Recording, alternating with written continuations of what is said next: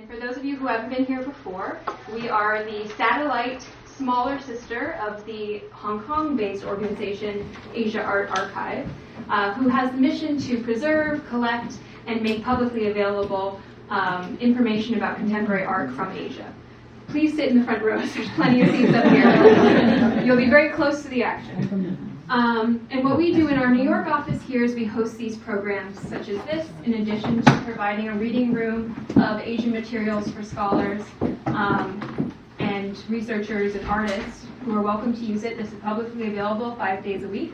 But we also like to host discussions. And so when the Dunhuang Foundation came to us with this idea to host one of their first residents who went to Dunhuang to make an original artwork, we were jumped at the opportunity, and we were very honored to host this with them.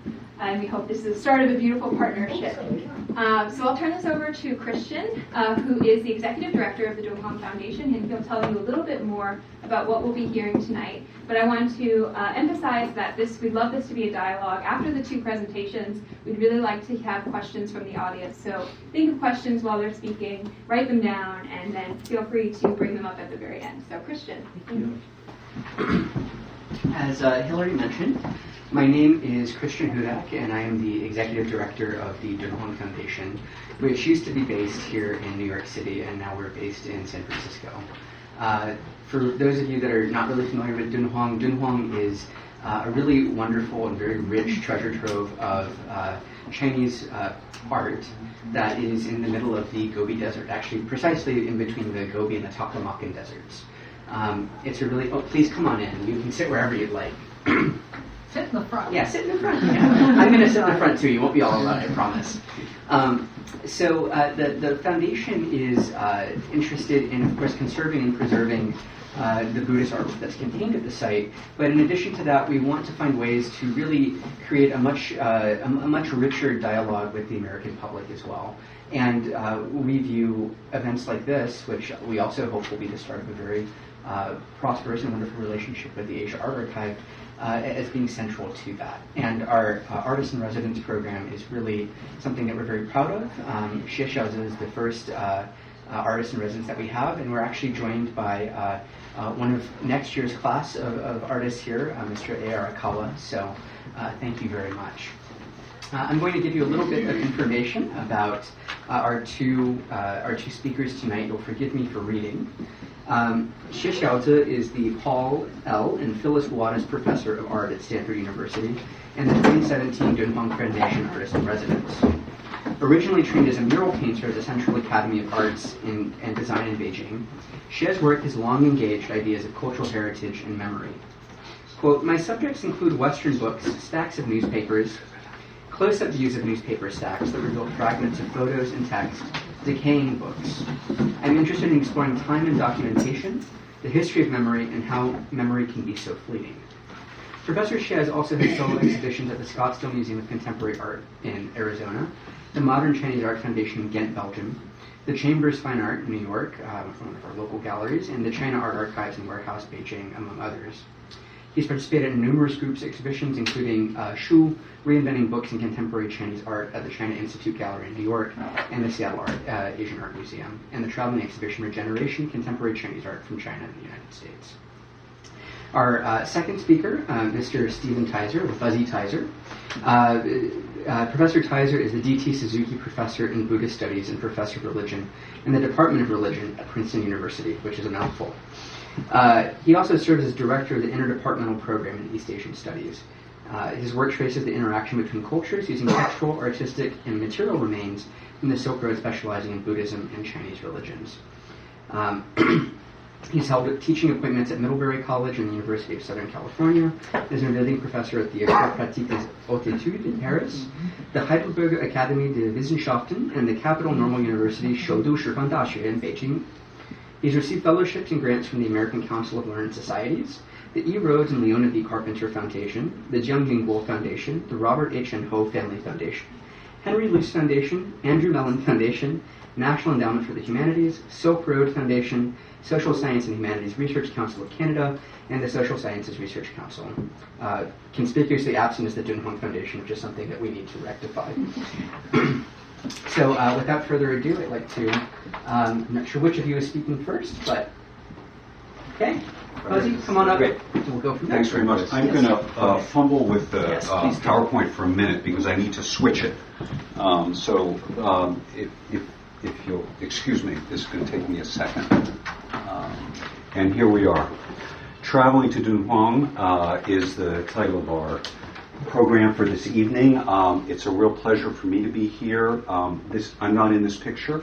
This is traveling to Dunhuang in the year 1943 when James and Lucy Lajine traveled to Dunhuang. As you can see, their means of conveyance. As Christian said, my own field is Buddhist studies and texts, and so it's a special pleasure to be able to serve as a short introduction to someone who deals with art and also with books. That's Professor Xie, and it's been very exciting for me to think about seeing all of Xiaoze's work that he's going to show us. So serving as a kind of a textual introduction to an artist who is going to present us with some really interesting, exciting work.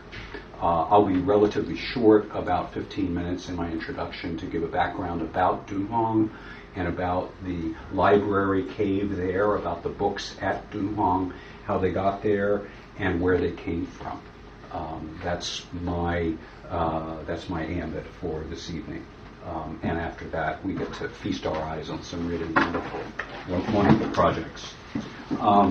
So we should indeed add the Dunhuang Foundation to the credit line, because I was at Dunhuang last summer teaching in a 12-day seminar, a 12-day workshop for PhD students worldwide, and it was sponsored in part by the Dunhuang Foundation. So I want to register my thanks to the foundation, and also remind everyone of the activity, the scholarly activity that takes place at Dunhuang, even now and even more now than before, through the collaboration of international foundations, through the collaboration and hosting of the Dunhuang Academy, Dunhuang Yuan itself, and from various foundations and organizations. This was the Wooden Fish Dunhuang Buddhist Studies Workshop, the first of a series of 5. They'll run for 4 more years. I taught. Our organizer was Ifa Fa the nun here, who now has her own foundation based in the U.S. And China. Angela Howard was one of the other faculty members, emeritus professor at Rutgers University, PhD here from NYU, with Alexander Soper, if that name rings a bell for any of you, and Harrison Howard as well.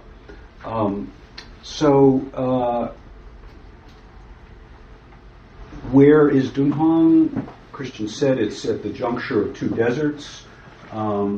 It's actually, I'm just going to show 2 maps. This one highlights elevation. Brown and white are dry, and high and arid. This, of course, being the Himalayan plateau, pushed up by when the Indian subcontinent drifted north and went under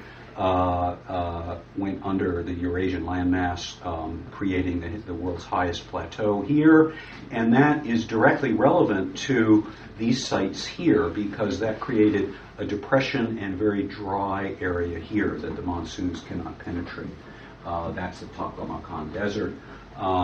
It also, the other mountains in the area, the Pamirs, the Hindu Kush, and others, they all pushed up as a result. They, in effect, define how people travel and how cultures move in this part of the world.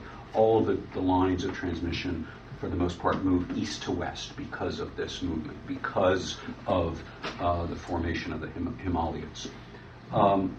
It also means that there is a very rich ability to move along the edges of the desert, where the mountains come down and where the rivers come down out of the mountains and begin to flow underground. So this is a schematic rendering of what we're now calling more and more, not the Silk Road in the singular, but the many Silk Roads in the plural. Most traveling took place at short distances. Most caravans didn't go the whole route. They went from point to point and transferred their load and so forth. So that's the elevation, and it really does link. It really did link. Japan's not on here, but it should. The Silk Roads really were a nexus for movement all the way from Japan over in the east, all the way to Syria and at least the eastern part of Europe in the west. Going back to Dunhuang now in the time frame that we're talking about. So here I'm putting on my historian's hat for a moment. This is roughly the year 800 in the same landmass. And I've circled the empires. I won't call them nation states, but they're empires, they're cultures with their own language, they're imperial systems, each with its own emperor or king. And it shows you how important Dunhuang was, because Dunhuang falls at the center, at the nexus of all of them. So in the far west is the Arab Caliphate, where the Tang sent their armies in the middle of the 8th century. They were defeated in a famous battle over here. That's really far. But they were engaging with a recently assertive Arab empire. There's the Khotanese Empire, which was relatively small. It's on the southern end of the Silk Road, but it was strategically important, historically very important. Its connections with India were particularly important. There was the Tibetan Empire, which for 85 years was larger than China during this time. During the period of roughly 780 to about 840, 60 years, 70 years or so. The Tibetan Empire was so strong and its armies so effective and its government so effective that they ruled most of this area, including Dunhuang. To the north are Turkic and Uyghur, Proto-Turks. Uyghur are Turkic-speaking peoples.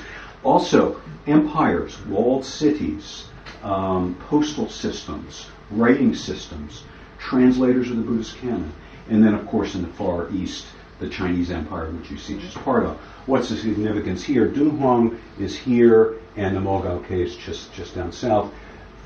As you leave China to head west, and as you move east into China from the west, you have to pass through Dunhuang. And that's significant. It's a crucial port city. At its height, it had a population of 20 to 25,000 just before the Tibetan period of Tibetan domination, and then again in the 9th and 10th centuries. And so that's a pretty big town with a lot of international travelers. It was a multilingual community. It was not simply a Chinese community, at least beginning in the 750s, 760s. And it has remained an international port city, but it's a port that's inland. So a little bit of history done with. Let me talk a little bit about the modern discovery of Cave 17, the cave in which all of the manuscripts, the books that we're going to be looking at were found. This is a modern, highly doctored photo of the northern section, Beichu, and southern section being the far more developed artistically, and also where Cave 17 is located. This is according to, so I'm going to now tell you a couple stories. And these are stories about great heroes and their discoveries. I want to do that with some sympathy at first, but I'm ultimately going to suggest that the story about the great heroes who discovered the manuscripts leads us astray sometimes, and that we need to get back behind them both to the earliest discoverers of the manuscripts and ultimately to where the manuscripts themselves started life, not where they ended up in Cave 17, which is an interesting question, but also where they started life, where they came from themselves. So the modern story, you see here, Aurel Stein, Hungarian explorer who was based in India. He was trained in Leipzig. He was a Indologist. He didn't know Chinese. He knew many Indian languages. He was trained as an archaeologist, and he worked for the Archaeological Survey of India, that is for Her Majesty the Queen, in the late 19th and early part of the 20th century. It was always his dream to explore Central Asia, what I call Central Asia, what he called Chinese Turkestan, the area, a rather large area. It was on his second expedition that he was able to get to Dunhuang. He was accompanied by many, not too many, but a significant group of caravanners and local guides and a succession of Russell Terriers named Dash. It turns out if you go to the website of the International Dunhuang Project, the web page that gets the most hits, it's Dash's website. There were 7 Dashes because they didn't live that long. They went with him on all of his trips. One of them had retired back in Oxford. He was later went back to Oxford. There, you can follow all 7 Dashes on the website of the IDP. So if you follow Stein, he was the discoverer in 1906, but actually, this man was the real discoverer, the modern discoverer of the Dunhuang manuscripts. He was a caretaker, Wang Yuanlu, who he was a caretaker at the caves that had both Buddhist and Taoist statues in them. He had been in the Qing army and essentially retired at a young age out in the desert and took upon himself the upkeep of some of the caves at Dunhuang. At this point, it was almost an abandoned site. It was a fairly dead religious site. That is, there were not a lot of contemporary religious pilgrims going to the temples. They were not active religious temples. Wang Yuanlu actually discovered the manuscripts. He sensed from wind passing through that there was a holed up, a boarded up, a bricked up, mortared up room behind in a corridor, and eventually followed his curiosity and began opening the cave and was the first one to see the manuscripts, begin dealing in some of the manuscripts, to begin distributing them and to tell some of the local officials and some of the visiting dignitaries that there was a tremendous, valuable, holy repository at the caves. That's not the story that Stein tells. I won't go into it. Just to quote. So Stein wrote this about 15 years later. He finally got around to writing up a detailed report, and he plays it up with he hypes it. He plays it up with great drama. The site disclosed within when he got inside the crypt made my eyes open wide, heaped up in closely packed layers, but without any order. There appeared in the dim light of the priest's flickering lamp, this is Wang Yuanlu's lamp, a solid mass of manuscript bundles rising to a height of nearly 10 feet. So this is Stein's eureka moment, created in writing 15 years after the event. Other European explorers did something similar. This is Paul Pelliot, who was there 2 years later. He and Stein had been basically both trying to get to Dunhuang. Stein got there first. Pelliot was a member of the Corps Français d'Extrême-Orient. At that point, in the early part of the 20th century, actually in 1898, he was based in Beijing, and he helped some of the Western legations negotiate their way out of the danger from both Boxer Rebellion and from later imperial armies' attempt to put down the Boxer Rebellion. He was based in Hanoi, as much of the École Française Extrême-Orient was based in Indochine in Southeast Asia at that time. He went to Beijing on a book buying spree and then was eventually able, on that same trip, to get out to Dunhuang. He got there second. Here he is in a photograph that I think Xiaoze is going to talk about, or we can, if not, we can talk about it later. This photograph, it took a really long time to compose. It's taken by, there were 3 members of Pelliot's team. One of them was a professional photographer, Charles Nuet. He took this photo, and Pelliot had to pose there in a really uncomfortable position for a long time. You can see he's got an oil lamp and he's got an oil candle in front of him. But the lighting doesn't, the light does not come from the candle. The light comes from mirrors. And we'll look at the layout of how they got the mirrors. And when the laws were there doing Pelliot did, and his team did not a thorough, but they attempted to do a complete photographic archive of all the caves. And they used the same technique that the Laws, James and Lucy Law, would use 40 years later. They used mirrors. They reflected light in from the corridors into the caves as much as they could. So Pelliot comes there, 1908, and again, Stein made off with about 20,000 manuscripts. Pelliot made off with about 10,000 manuscripts. Stein's went back to the British Museum at the time. They're now in the British Library. Pelliot's went back to the Bibliothèque Nationale.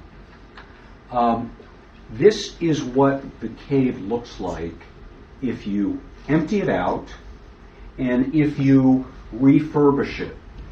So what are we looking at? We're looking at this 9 by 9 foot space, 6 feet tall. We're looking at a platform with a statue of a monk, bald head, and monk's satchel painted on the painting hanging from the tree behind him. The monk's name is Hongbien. I have it in a later slide. This was, in effect, a memorial cave in his honor, and we know a lot of this detail because it's all written here. This is a memorial stele, stone memorial that lauds Hongbien's career and activities. He was part of a mixed ethnicity, that is a part Chinese, part Tibetan family, multilingual family based there in Dunhuang. And this is one of a cave that this family maintained for their own religious devotions and to glorify their ancestors, Hongbien being an ancestor, even though as a monk he may or may not have had children. Many monks had children and then left the family and became monks in this era, so it's quite possible for monks to say, come meet my children, at the time. Where is this cave located in relation to the rest of the Dunhuang complex? This is also an interesting thing. As I said, it's so here's cave 17. This is the cave we're talking about. There's the platform you see. This is the niche into which the stone stele is put, the stone slab is put. This is a very small passageway. This is the main cave here. There was originally probably an antechamber here. There was a corridor, and then the antechamber would have been made of wood. A stone corridor into the earth. This is cliff face. And then a main chamber here, which is much larger, right? It's in the shape, it's roughly in the shape of a square. They call this the rear screen type of cave. And it had a Buddha statue at the center and surrounding statues at the side. This is the main religious focus of this cave. It's here. And it's to encounter the Buddha who is enshrined here at the back of the cave. This is, in effect, an afterthought. It's not designed to serve a religious purpose. I guess you could say it is designed to honor the memory. It was originally designed to honor the memory of Hongbien the monk. hence that's certainly religious in many ways, but it's not there for the public. It's not there for everybody to come and worship and honor the Buddha. This is a private cave. It's for a family. And by the time the manuscripts were put in there, maybe it wasn't even that. So that's Cave 17. Before I show you a couple manuscripts, let me end this part of the story just to remind you that we started with the story of the modern discoverers, the modern heroes. And if you start with that, if that's your main interest, then you're naturally going to ask the question. It's a great question. It sparks many National Geographic articles. It sparks many books about Dunhuang and Cave 17, and that is, why were the manuscripts put into that cave in the first place? This has become a real focus of discussion, and it's not incorrect. It's not wrong, but it does obscure something. So these are the various theories that have been given for why would you fill a cave, and as Professor Xie is going to show us, the cave was really filled top to bottom with manuscripts. Why would you put them in a cave and then seal it up so that it couldn't be opened again? Right? So theories have varied widely. R.L. Stein, until he passed away, Fujieda Akira, the Japanese scholar of Dunhuang, and now the reigning scholar of Dunhuang manuscript studies, Fang Guangchang, say that it was essentially a deposit of sacred waste. That's Stein's phrasing. Obsolete versions, damaged pieces of texts, but texts that could not be thrown away or destroyed, so they were just put in there, piled up top to bottom. Paul Pelliot thought it was fear of the invasion by the Tongats, who were alleged to be anti-Buddhists, probably weren't. Chinese scholar named Shah has connected this to the preparation for the end of times in the Buddhist worldview, the Mofa in Chinese, or Mafdo. Rong Xinjiang believes that the scholar at Beida, Peking University, believes that this repository of texts is 100% the library of one monastery located right at the cave, Sanjiese. And Imaeda, Japanese scholar who works especially on the Tibetan manuscripts, believes that it was especially connected to Hongbian and another monk, Sino-Tibetan monk there, Goche Drip, or Chinese name is Wu Fa Cheng. So my point is not that this is a bad question, but what this question does is it doesn't even begin to ask who wrote the texts, why were the texts written in the first place, where did the texts come from, what were they used for. So I just want to show you 4 examples that give different answers to those questions. Who wrote the texts, for what purposes, how were they used, and where did they come from? So I used to introduce this as the earliest dated manuscript from Dunhuang, but I was recently corrected by a colleague visiting from China who showed me there's one dated 3 years earlier than this. It showed up in a recent collection uncovered at the Shanghai Library, Shangpu, Shanghai Tushu. This is really early. It's partial, as you can see. It's a Vinaya text. That's rules for the regulation of monastic life. And what's interesting about it is it's really early. It's a version of a text that had just been translated back in Chang'an, back in central China, in the heartland, in the capital. And here it was way out in, let's say, the middle of nowhere. Because this is the early 5th century. This is in it's 404, I believe, is the date. And so why would somebody copy this? And the answer is given in the colophon, to the text, the note at the end that explains why it's copied. And this is a note in which the copyist says, I'm a beginning monk and I needed to learn how to chant this text because it's part of our monastic ritual every 14 days. At the new moon and the full moon, all the monks gather to chant the 280 some odd offenses or precepts that monks are supposed to not transgress. And so this monk copied it out, and he used it to help him chanting. So it has a ritual use, and it's used by an individual. That's one example. Another example, also a Buddhist text, but this is not for individual use. So the first text we looked at came from the Dunhuang area. This text started life in the capital of Tang, China, in the year 676. And so why is 676 important? It's important because this was copied at the imperial court as part of a huge project to copy the entire Buddhist canon, which, as we all know, is 5,264 scrolls, 1,700 some odd separate titles of books. It was a lot. It would fill 2 whole bookcases there, here, in a modern edition, and probably in a pre-modern edition, probably just about twice that much space.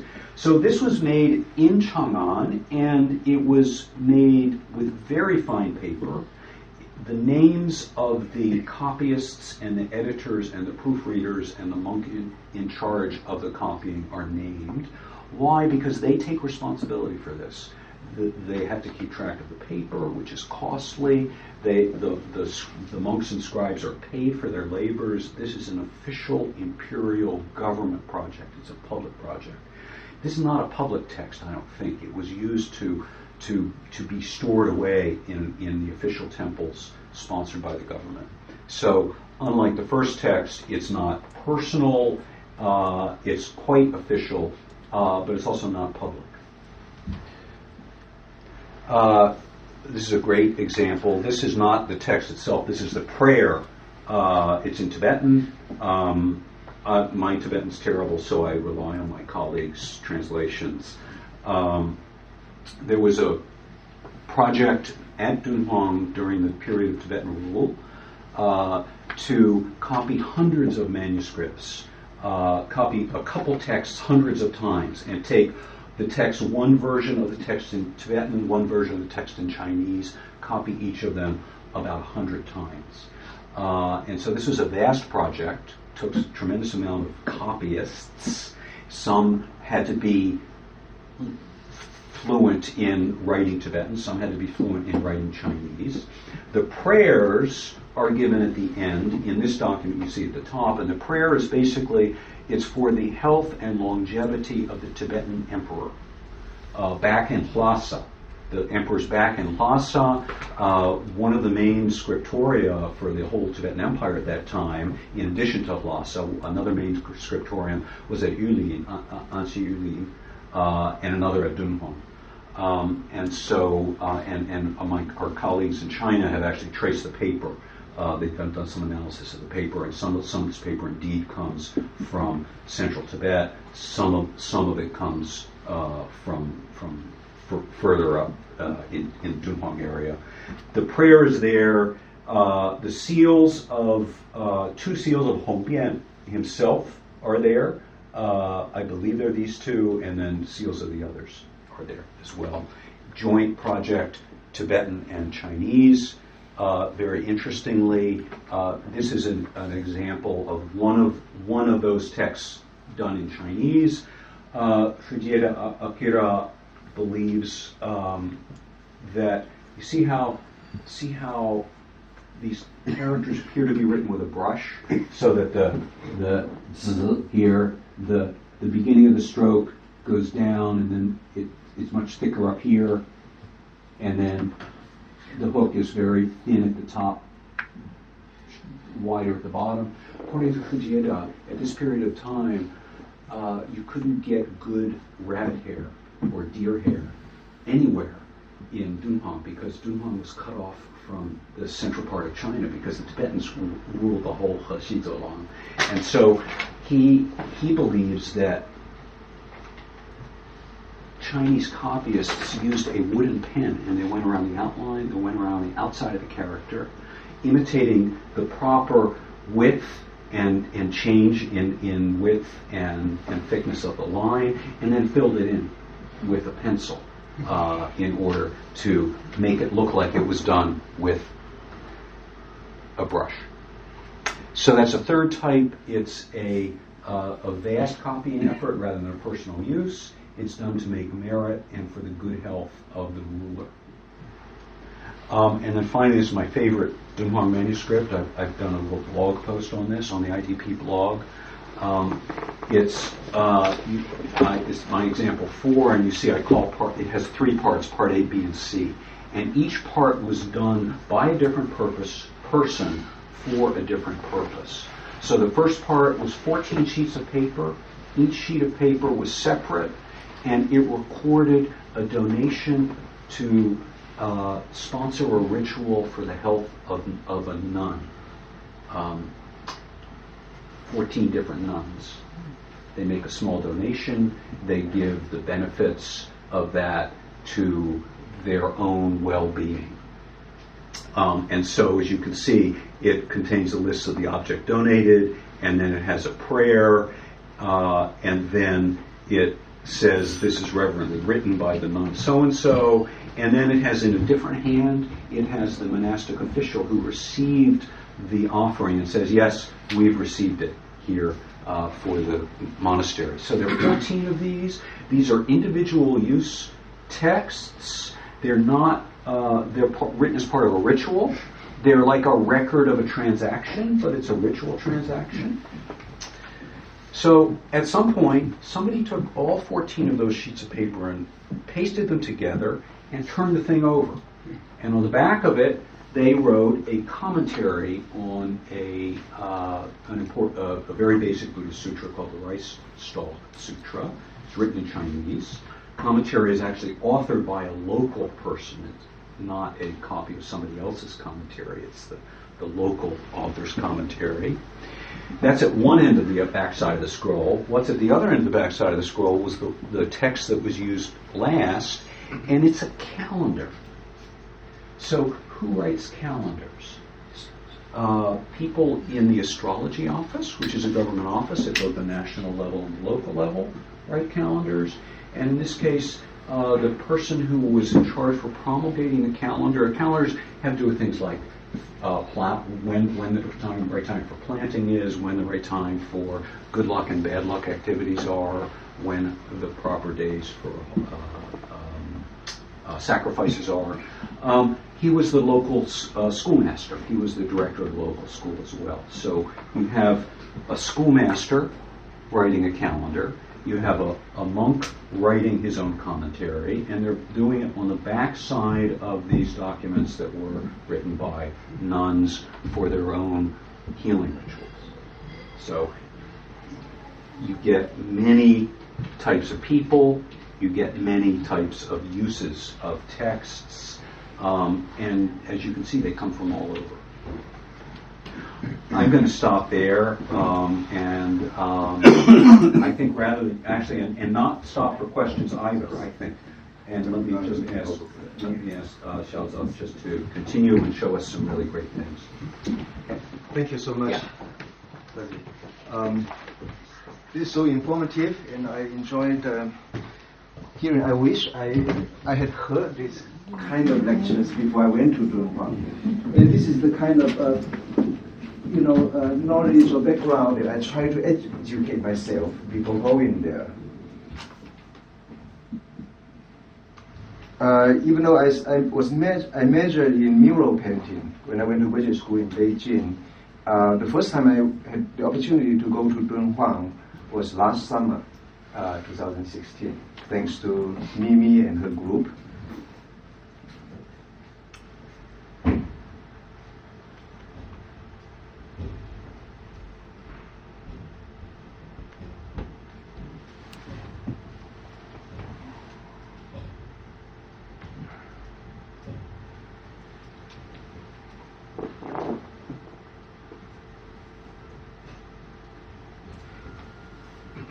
Okay, this is the one of the pictures I took while living in Dunhuang.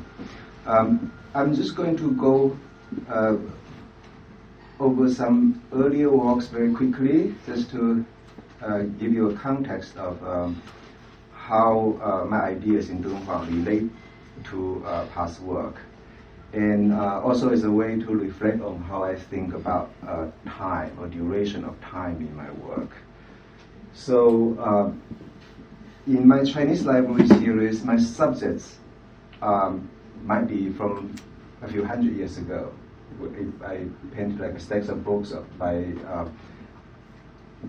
say, someone like Yangshiu, an author from Song Dynasty, and then maybe the version of the text was printed in Ming Dynasty. So we're talking about, a few hundred years.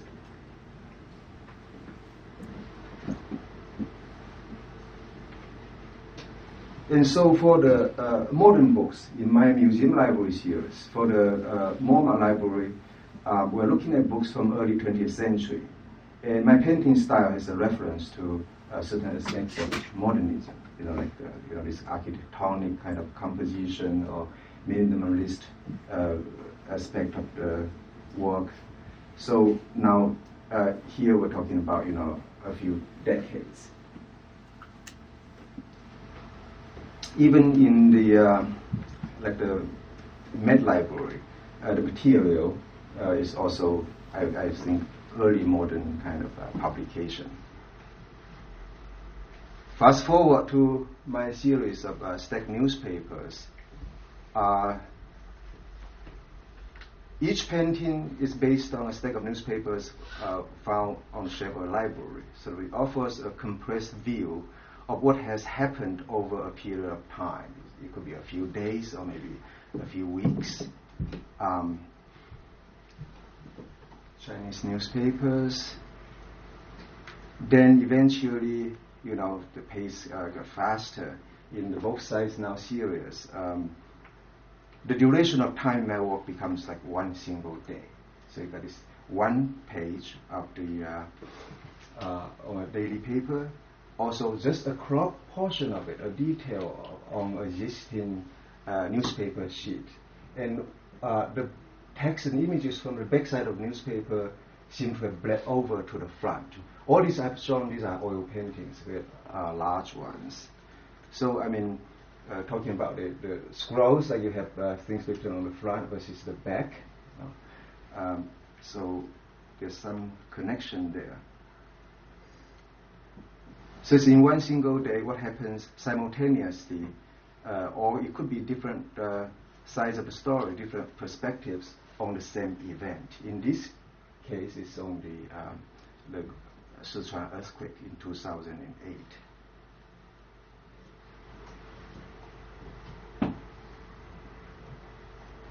So you can see the back image and text from the back. So I'm also I would like to share a recent project that I've been working on since 2013. It is a project dealing with the history of banned books in China. And this is the first display, the sorting out in my studio in Beijing. These are acquired books that were once banned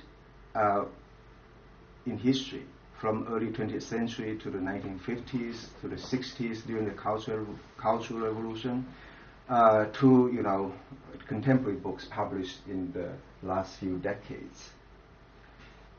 So the project seems to give me a new direction in my work, which is complex projects in which scholarly work or research and curatorial work and creative work are combined in an organic whole. And so that there's also no separation between the historical and the contemporary. And this direction is very much related to what I try to do in Dunhuang. So this is the first sorting out in Beijing studio. Then later, I try to differentiate the original publications, like books that were banned before the time they were published, before the time they were banned, like the first-hand evidence, material evidence, versus the publications at a later date, or perhaps published outside mainland China. So those are placed at the lower level.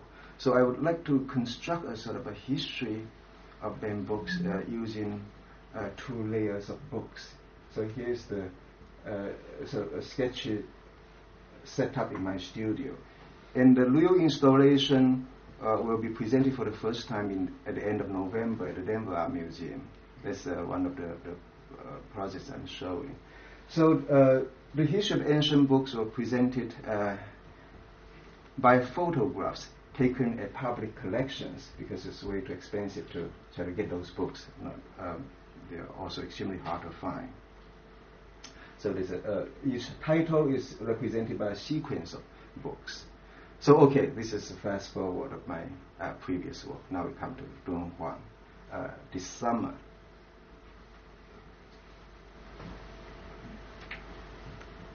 When I received the invitation from Chris, it was simply overwhelming. It was, to think about this vast history and traditions of over 1,000 years of Buddhist art. I wonder what I could do, could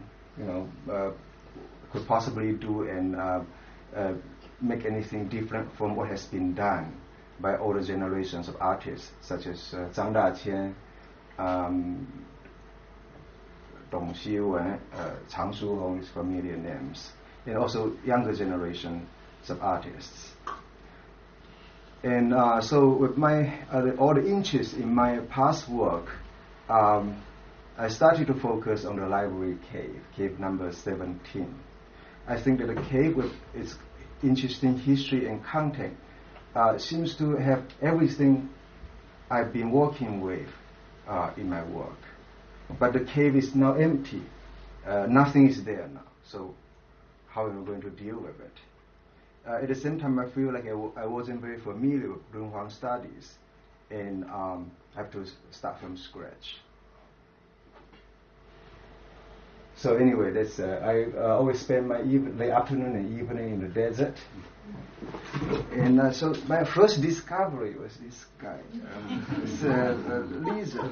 You could not, the camouflage, make it so difficult to see it. Only when it moves, you notice something was moving. Then I started to find this guy and zoom in. And I asked a local person. She said that this lizard is called Sa He Shuang, the saint monk. So at night I would take walks in front of the Mogao grottos. Which month is this? In summer? July?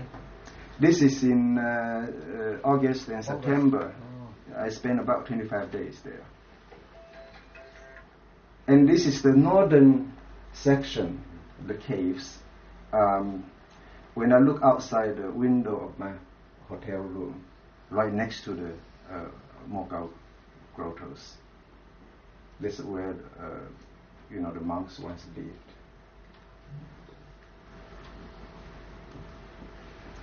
Back to the idea of time, I think the sense of time in Dunhuang is totally different.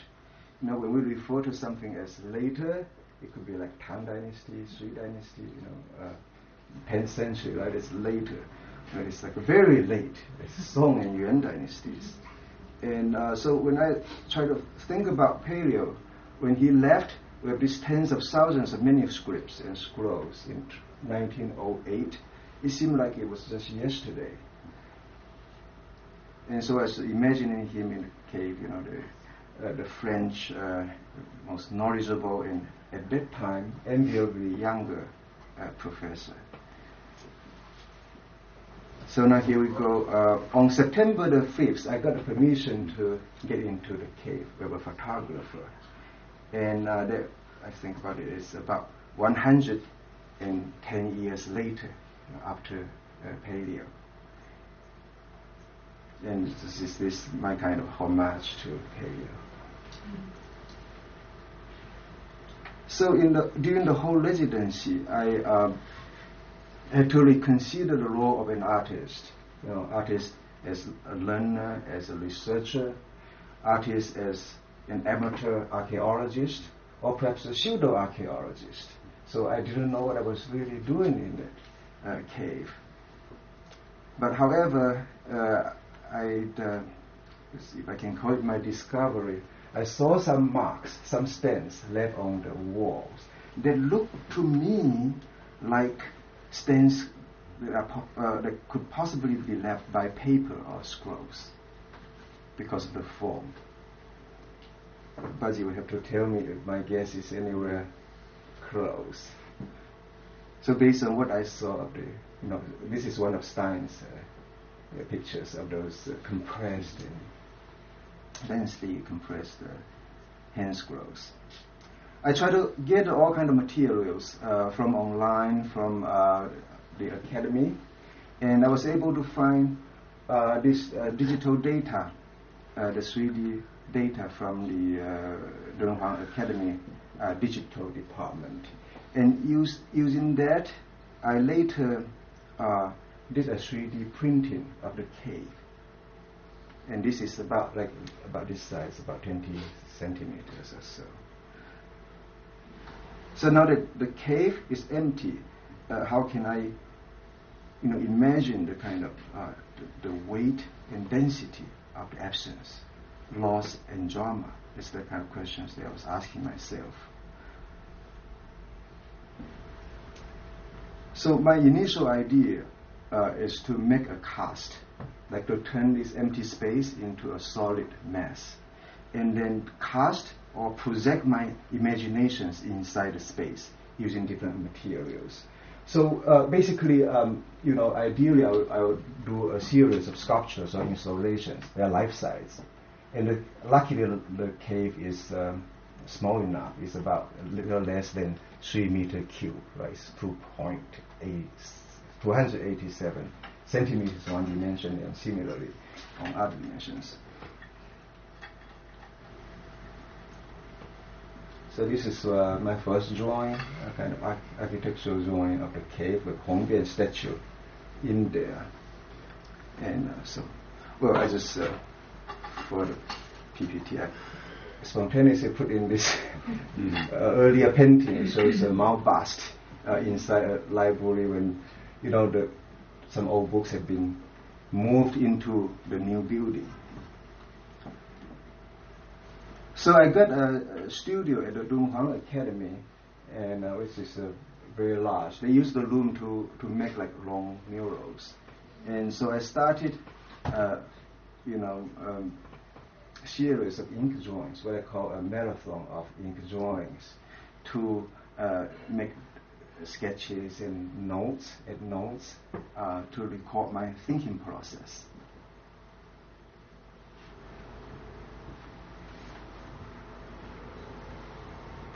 And so sometimes I would start with a cheap brown sheet of paper, very sketchy, and then move on to the scroll. You would read from right to left like you would with a hand scroll. So the whole format is sort of influenced by all the scrolls I've been looking at during my residency.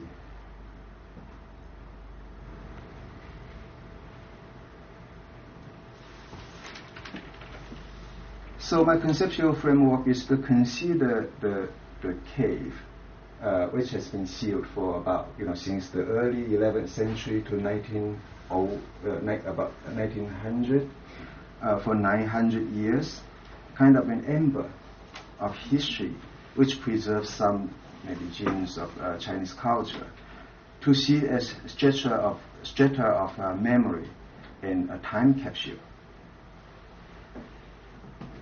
So when we talk about, I remember visiting the Andy Warhol Museum. So he has these cardboard boxes with all kinds of ephemerals and daily objects from his collection, those time capsules from months or maybe weeks worth of his life.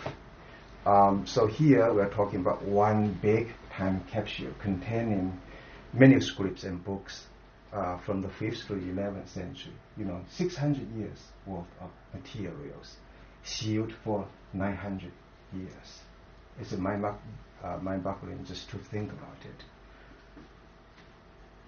So this is sort of the beginning of the scroll that sets up the framework of my imaginations.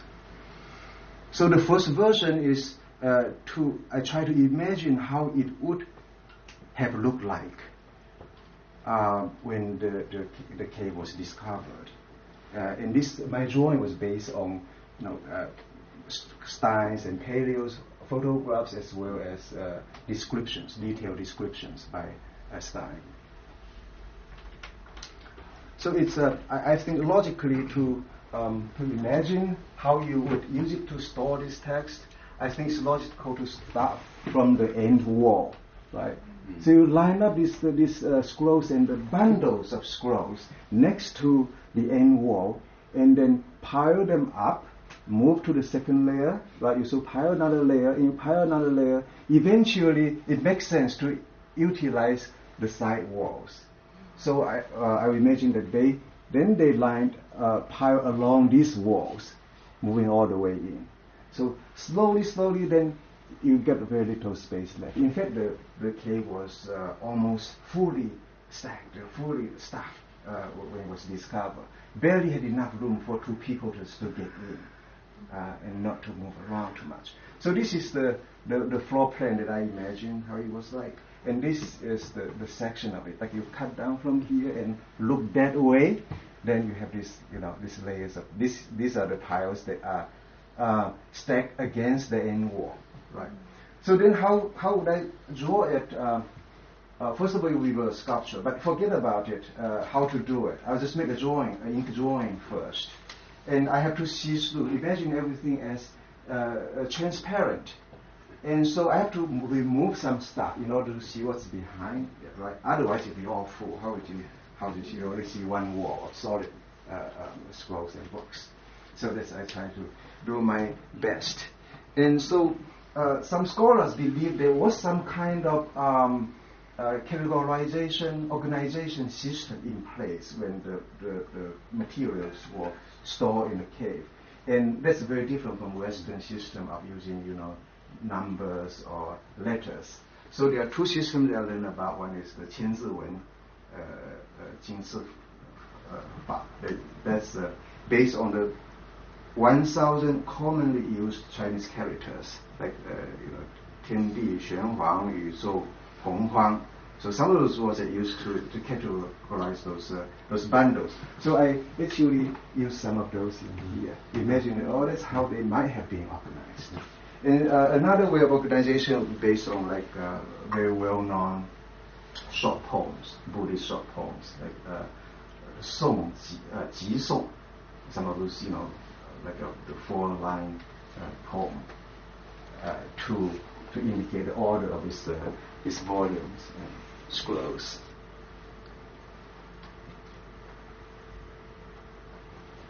So my second version is sort of what I call a texture of civilization, is an analysis of materials inside the cave.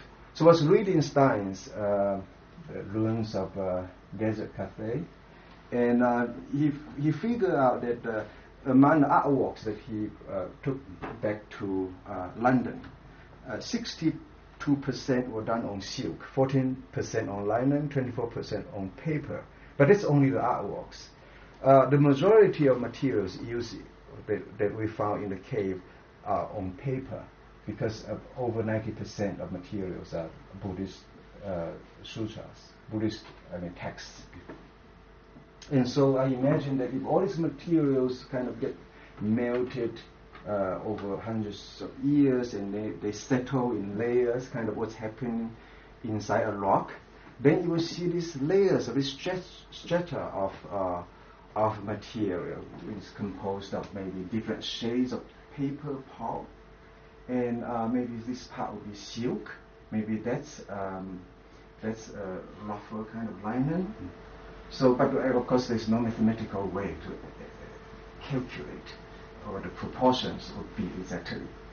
But I'm trying to make this kind of a kind of inventive installation with layers of materials in which there are these wooden rods that the scrolls are rolled on, 木轴. So these are the wooden pieces floating inside the space. Kind of like, when you eat some fruit jelly, there might be like pieces of peanuts inside, floating inside the jelly. Mm-hmm. So that's how I sort of imagine it. And as I move on, so I have to get a new sheet of paper and put it on the board. So the third version is an analysis of color combination, which I realized that would be a big project by itself to study, all the color schemes and the amount in which they are used. And I realized that I have to put it down for now. Just have some ideas here, so it's apparently a work in progress. I went to visit. I talked with an old artist, a painter named Mr. Zhao Junrong, in cave, what I remember, 271. Am I correct? Mm-hmm. So anyway, so I tried to talk to him about like what are the typical colors they use. What's the difference between mineral color versus other kinds of colors. And so you see that this portion, the study of color combination, is left empty. So I put it down, realizing I wouldn't have enough time for it, and I move on to the fourth version, which I call it Rain of Characters, or Symphony of Languages. So I was trying to imagine all the individual characters. What if they all run free of their supports, of their surfaces, and just float freely in space? And so you'll get this random, rain, this shower of characters from the Buddhist sutra, from Taoist texts, and other kinds. So that's the beginning stage of my drawing, and then eventually it becomes denser. And I was trying to imagine like how some of these are closer to us, in space, and some of these are kind of back, in the distance, done in light ink. I also, I've been quite interested in calligraphy in recent years. So it was an opportunity for me to study different styles in the history of calligraphy and use it as a practice, as exercise. You can see that some of these are more typical kind of Tang Dynasty, Kaishu, Xie Jingti, the kind of manuscript style, and some of these are uniquely from Dunhuang, a combination of Kaishu and Lishu. You see this sort of the fusion of two different styles, which I found very interesting. Content-wise, you could perhaps recognize that a lot of these characters are from important Buddhist sutras. There's recurring words. For example, zui, yield, le, happiness, death, all these, desire, the flesh. So I seem to like those, more ideas. They're more related to the earthly life, earthly delights, toward the bottom, and then moving upward. The characters become more sparse. So anyway, I was thinking about adding more and more characters, and even adding like other languages, such as Tibetan, Uyghur, or Sanskrit. But eventually I feel like as a drawing, I should stop at this point. So there's a detail of it. And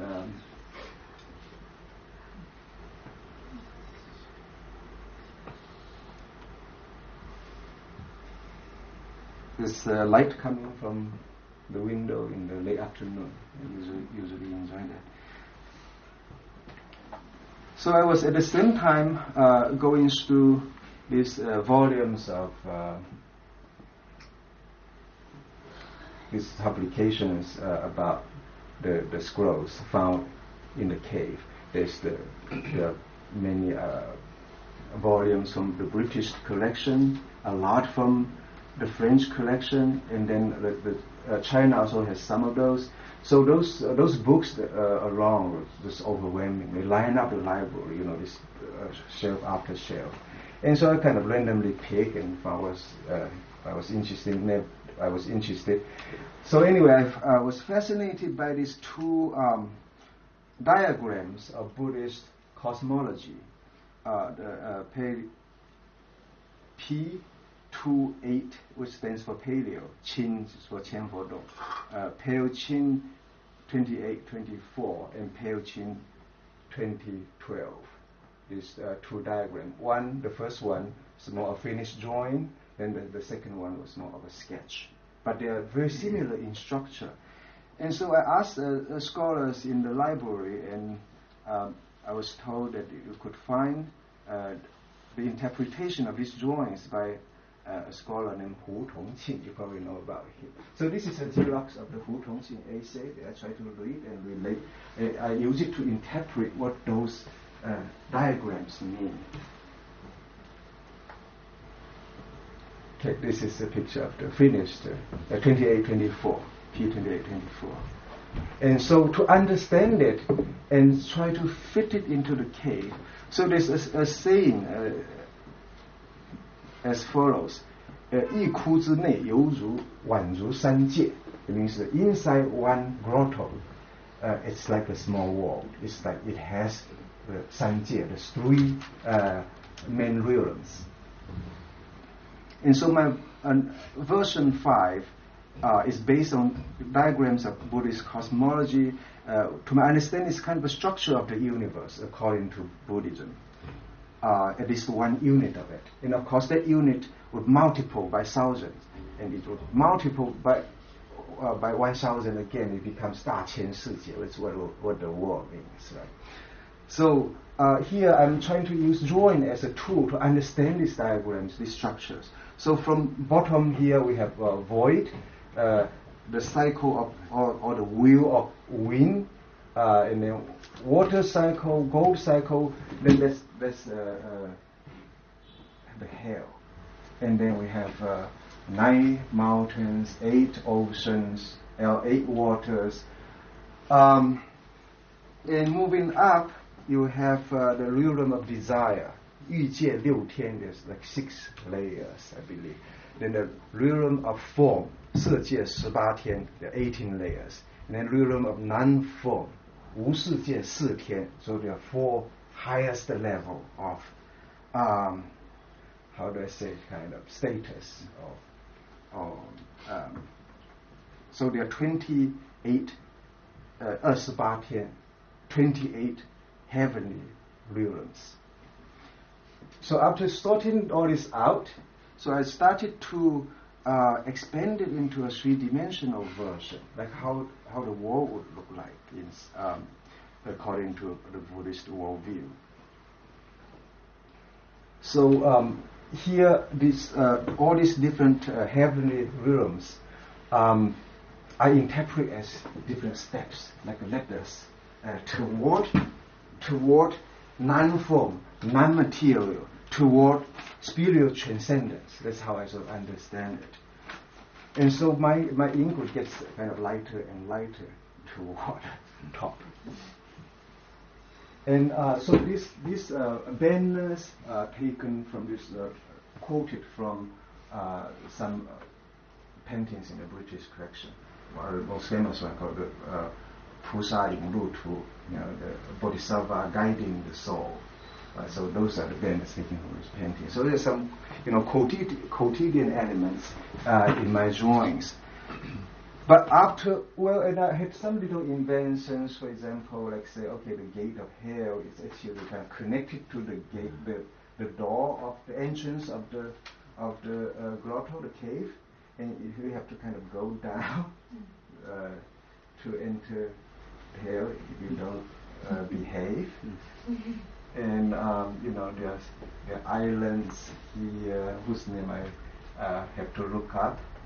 and there's the I think the sun and the moon here rotating. So I think it started to make some sense. I try to do it as a process of understanding for myself. But I realized it's looking more or less like a traditional kind of Buddhist drawing, and I wasn't very happy about it. So I went ahead to make it more abstract, to present the system as almost mathematical forms where everything is just geometric without any figurative information. And so imagine these layers of, remember, 28 heavenly realms. What are they exactly? I imagine them as sort of, in special wise as kind of this part of this big ball, right? So then there are different layers, one above another, and so to represent. So this form, this dome-like form, will be chopped off by the wall of the cave, right? Kind of like how it will look like when you cut an onion. So I have cut an onion there, and so relate to my ideas of a geometric analysis. And also I was reading further on Buddhist texts, and so there was this understanding of how the cycle or the wheel of wind is transformed into the cycle of water. Then some of it, transformed into gold. So all this dynamic kind of movement that I try to represent in this. So which I was making any progress in the understanding of these diagrams. But after all, they have to be realized in kind of three-dimensional drawing inside a clear space, in some kind of sculptural installation form. And there are a lot of technical questions that I still haven't figured out. And this is toward the end, and I will rely on Professor Tizer to give us better understanding of the Buddhist theories behind these visual materials. And so this is toward the end of my long scroll, now made up of 4 full sheets of paper. And some of the ideas are not quite realized. So it's like one that would look like a ruin with resembling what I saw in Suoyang, the ruin of Suoyang city. So there are many different things to think about after the residency. So these pictures are what I took in the last day of my residency. This was 25 days. Okay, thank you very much.